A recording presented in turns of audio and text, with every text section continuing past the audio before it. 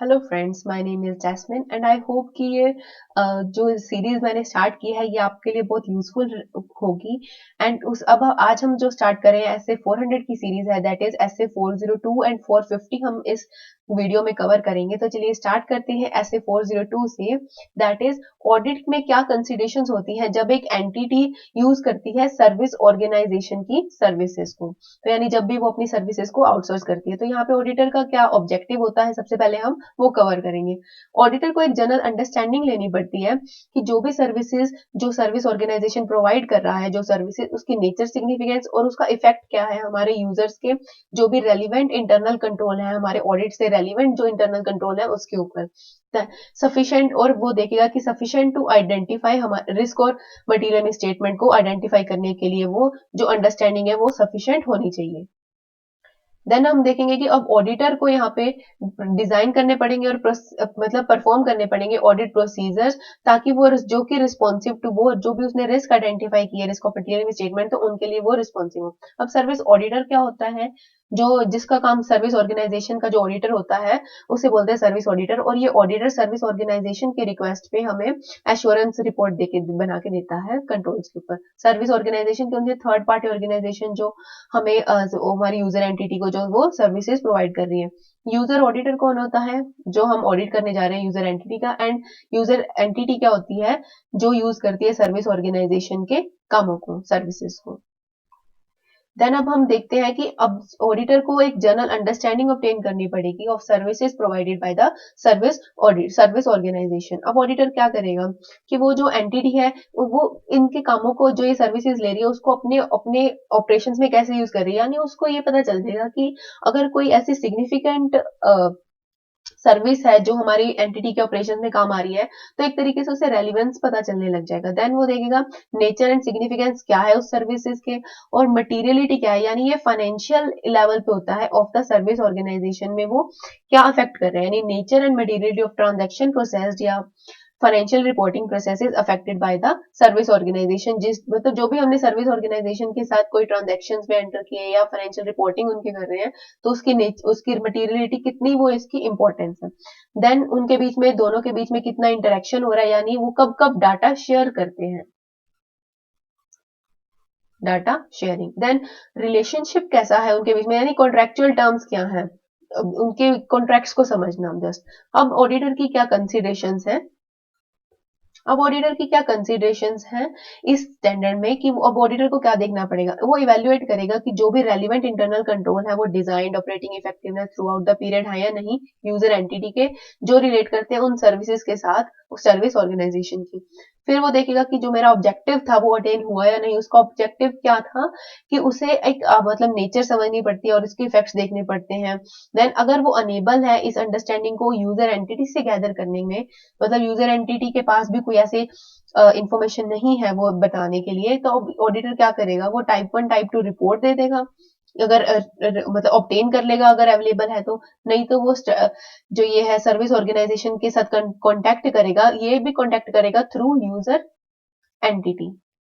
Then वो visit भी कर सकता है सर्विस ऑर्गेनाइजेशन पे, या फिर ऐसे 200 के अकॉर्डिंग वो अनदर ऑडिटर भी अपॉइंट कर सकता है हमारी सर्विस ऑर्गेनाइजेशन के ऑडिट में, यानी वो जो कि उसे रिपोर्टिंग करेंगे इंटरनल कंट्रोल्स के रिगार्डिंग सर्विसेज जो प्रोवाइड कर रहे हैं। देन हम देखेंगे कि इंफॉर्मेशन जो है with respect to control that sub service organisation. अब मान लो अगर जो ये हमारी सर्विस ऑर्गेनाइजेशन थी इसने आगे सब सर्विस ऑर्गेनाइजेशन को काम दे रखा है, तो अब उसके रिगार्डिंग, उसके कंट्रोल्स के रिगार्डिंग हमें क्या इंफॉर्मेशन गैदर करनी पड़ेगी। जब सब जो ये सर्विस ऑर्गेनाइजेशन भी इनका काम यूज करती है, तो हम हमारी जो ये ऑडिटर की रिपोर्ट तो हमें सिर्फ सर्विस ऑर्गेनाइजेशन से मिलेगी। तो हो सकता है उसमें इंक्लूड हो सकता है उसमें इंक्लूड ना हो, क्या सब सर्विसेज ऑर्गेनाइजेशन जो है उसके कंट्रोल ऑब्जेक्टिव्स, उसके रिलेटेड कंट्रोल्स, उसके सिस्टम्स का डिस्क्रिप्शन, उनका स्कोप क्या है, उनकी एंगेजमेंट का स्कोप क्या है, यानी उसके उसे कितना वो उसके लिए काम कर रहा है, या क्या क्या काम है उनके, इन सब के बारे में। अब टू मेथड्स ऑफ रिपोर्टिंग हो गए,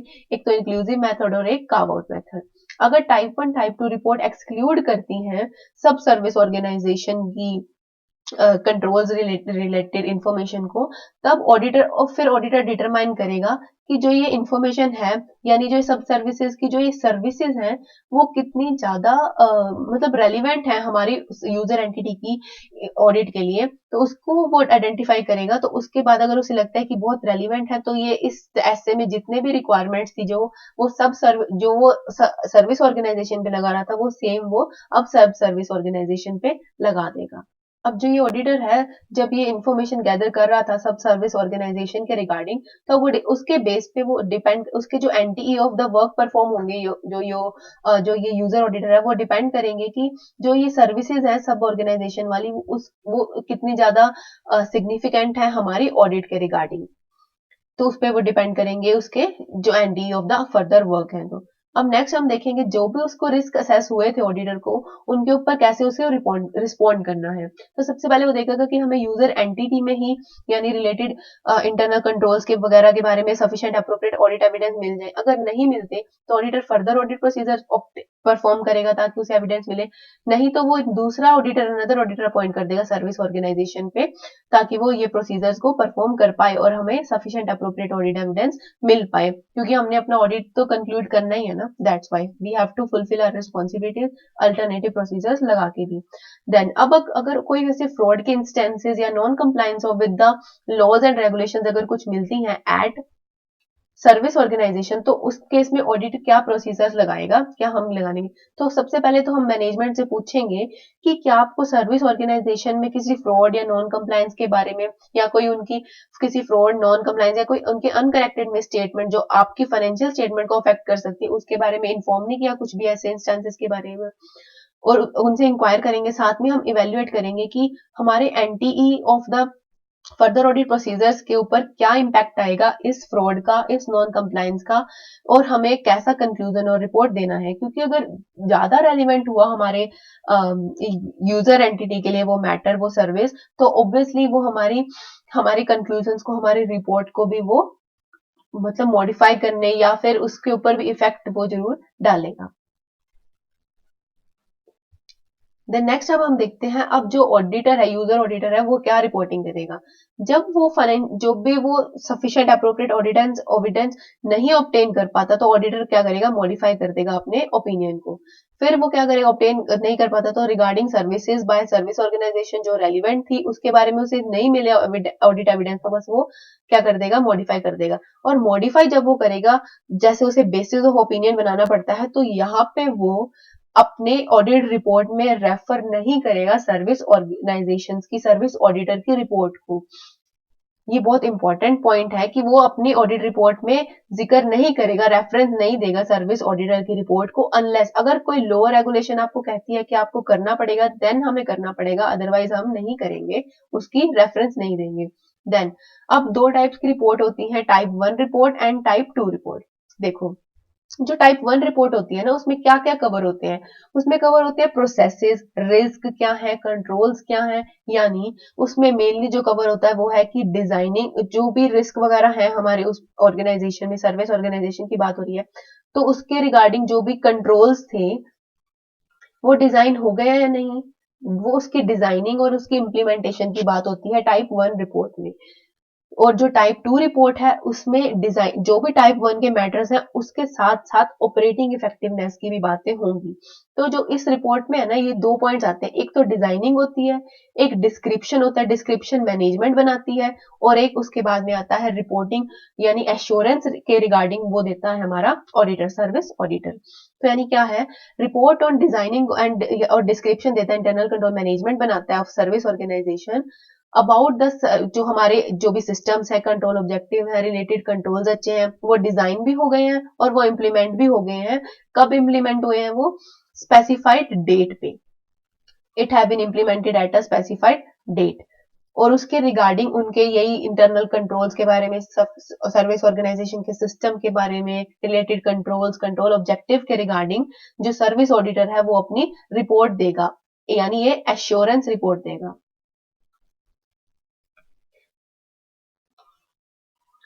नेक्स्ट अब हम देखते हैं टाइप 2 रिपोर्ट। जो टाइप 2 रिपोर्ट है उसमें रिपोर्ट वही डिजाइनिंग पे तो है ही, इंटरनल कंट्रोल्स वगैरह पे, डिस्क्रिप्शन वही मैनेजमेंट बनाएगा, और साथ में एक नया पॉइंट जुड़ जाता है that is operating effectiveness of the controls, की उनकी ऑपरेटिंग इफेक्टिवनेस के ऊपर भी हमने रिपोर्टिंग करनी है यहाँ पे सर्विस ऑडिटर ने। देन अब मैनेजमेंट क्या क्या मैटर्स पे डिस्क्रिप्शन देगी, मैनेजमेंट को जो डिस्क्रिप्शन टाइप 1 वाली सारी बातें कि हाँ रिलेटेड कंट्रोल्स, कंट्रोल ऑब्जेक्टिव्स, हमारा सिस्टम कैसा है, ये सारों के साथ साथ वो through out the specified period perform हुआ है या नहीं, या कुछ केसेस में जो ऑपरेटिंग इफेक्टिवनेस है वो एक स्पेसिफाइड पीरियड जो था उसमें पर रहा कि नहीं, यानी एक नई जो इसकी रिपोर्टिंग रिक्वायरमेंट आ जाती है वो ऑपरेटिंग इफेक्टिवनेस के ऊपर है। एंड रिपोर्ट जो है वो सर्विस ऑडिटर देगा। अब वही बात है, सर्विस ऑडिटर को भी जैसे टाइप 1 में जो उसने रिपोर्ट देनी थी वो तो देनी देनी है, टाइप 1 वाली सारी बातें एश्योरेंस के रिगार्डिंग वो सारी तो उसने देनी देनी है। उसके साथ साथ वो वही बात है कि ऑपरेटिंग इफेक्टिवनेस ऑफ कंट्रोल्स के रिगार्डिंग अपनी रिपोर्ट देगा, रिपोर्ट में पॉइंट डालेगा, और वो डिस्क्रिप्शन देगा कि मैंने जो है कि सर्विस ऑडिटर जी की मैंने टेस्ट ऑफ कंट्रोल्स परफॉर्म किए थे, क्या डिस्क्रिप्शन थी और उनके क्या रिजल्ट्स निकले।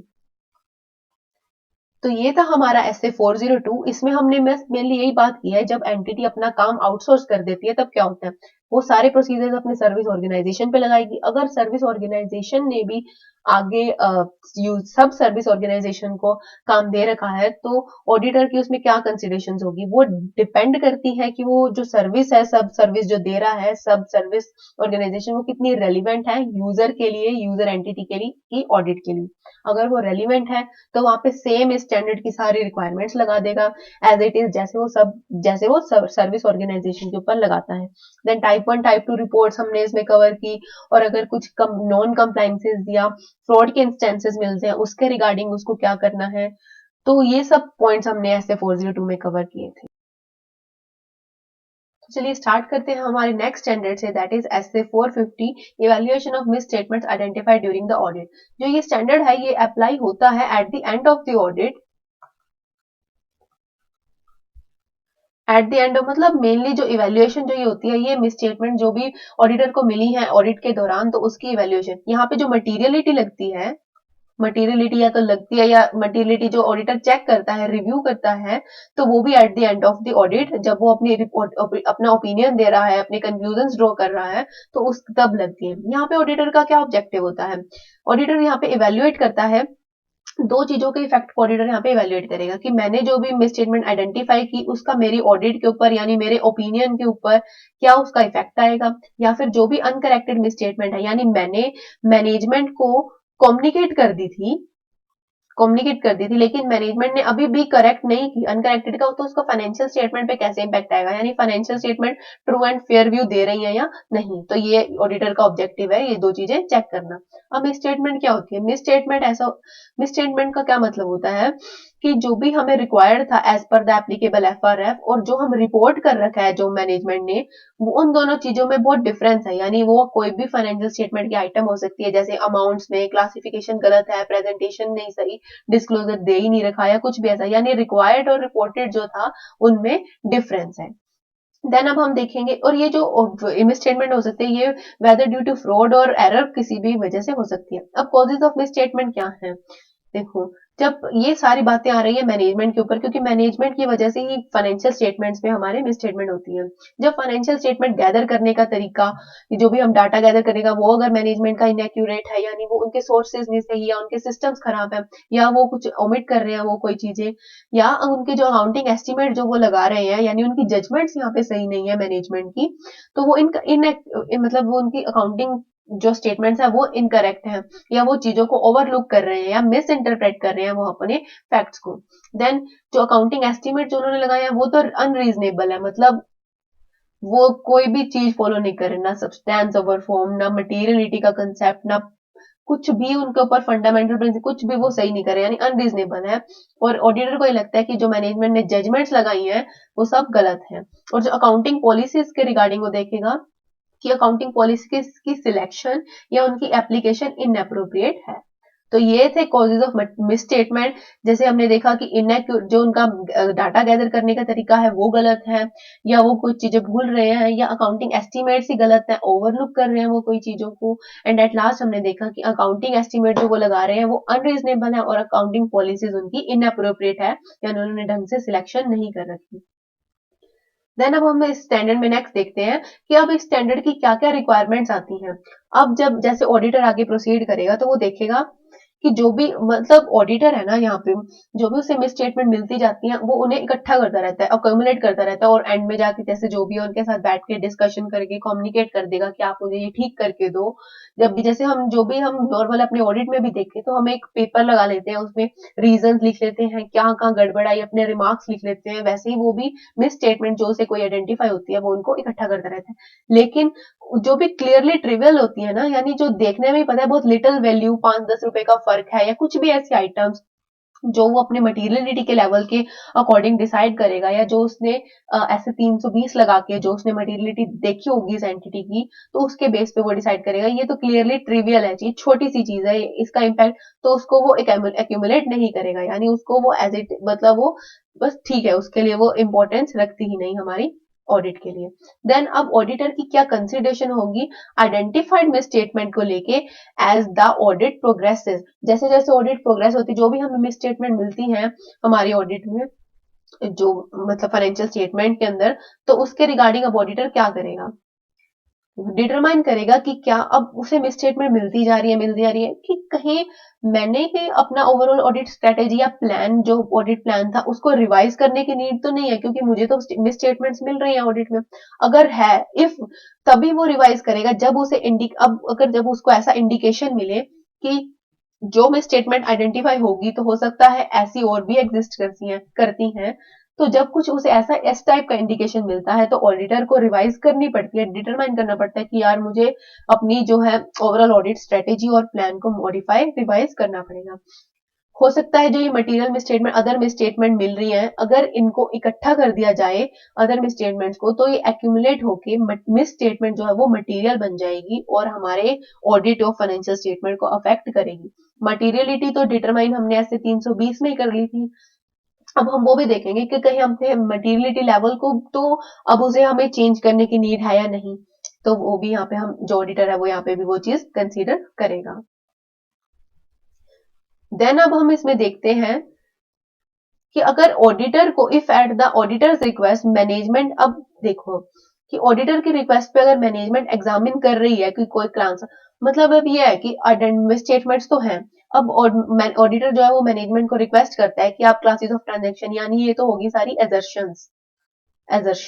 यानी class of transaction, account balance या डिस्क्लोजर पे अगर आप इनको एग्जामिन करो, और अगर आपको कोई मिसस्टेटमेंट डिटेक्ट होती है तो उसे करेक्ट भी करो। ऑडिटर मैनेजमेंट को ये बात कहेगा, और ऑडिटर देखेगा, सिर्फ ये नहीं कि मैनेजमेंट बोलेगी हाँ जी हमने कर दिया, नहीं, तो ऑडिटर उसको अपने एडिशनल ऑडिट प्रोसीजर लगा के डिटरमाइन करेगा कि मैं सच में उन्होंने मिस स्टेटमेंट खत्म कर दी या नहीं की, या मतलब उन्होंने ढंग से अपने पर प्रोसीजर लगा के मिस स्टेटमेंट मतलब आइडेंटिफाई जो हुई थी उसको करेक्ट कर दिया या नहीं।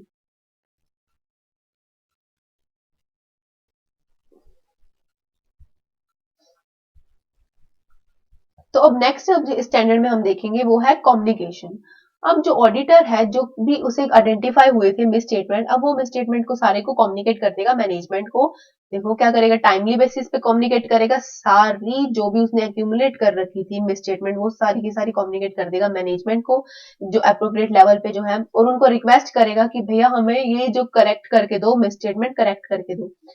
और फिर अब आता है थोड़ा उसका मैनेजमेंट का रिफ्यूजल का टाइम। अगर मैनेजमेंट नहीं मानती, कि मैनेजमेंट अगर रिफ्यूज कर देती है कुछ या फिर सारी मटेरियल मिसस्टेटमेंट्स को रेक्टिफाई करेक्ट करने के लिए, तो ऑडिटर तो ऐसे मतलब सीधा ही मॉडिफाइड ओपिनियन है कुछ ऐसा नहीं करेगा, तो उनसे रीजंस मांगेगा और उनके रीजंस को समझेगा कि किस वजह से आप हमें ये ये जो मिसस्टेटमेंट है वो करेक्ट करके नहीं दे रहे।